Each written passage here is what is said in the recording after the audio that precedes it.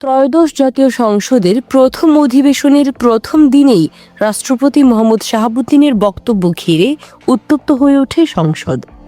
বক্তব্য শুরুর কিছুক্ষণের মধ্যেই সংসদ থেকে ওয়াকআউট করে জামায়াত ও এনসিপি নেতৃত্বাধীন বিরোধী জোট।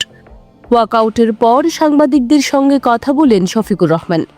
তিনি অভিযোগ করে বলেন, রাষ্ট্রপতি অপরাধী এবং অতীতে সংঘটিত বিভিন্ন হত্যাকাণ্ডের ক্ষেত্রে তিনি কোনো পদক্ষেপ নেননি।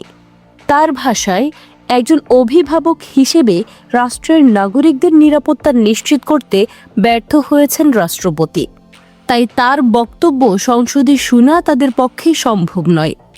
জামায়াত আমির আরও বলেন, 2024 সালের 5 আগস্ট জাতির উদ্দেশ্যে দেওয়া ভাষণে তৎকালীন প্রধানমন্ত্রীর পদত্যাগ গ্রহণের কথা বললেও পরে তা অস্বীকার করেছেন রাষ্ট্রপতি, যা তাকে জাতির সামনে মিথ্যাবাদী হিসেবে প্রমাণ করেছে।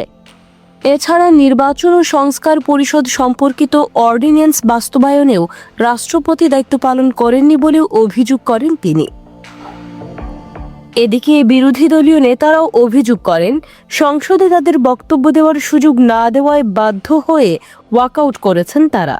ঘটনাটি নিয়ে দেশের রাজনৈতিক অঙ্গনে নতুন করে আলোচনা শুরু হয়েছে।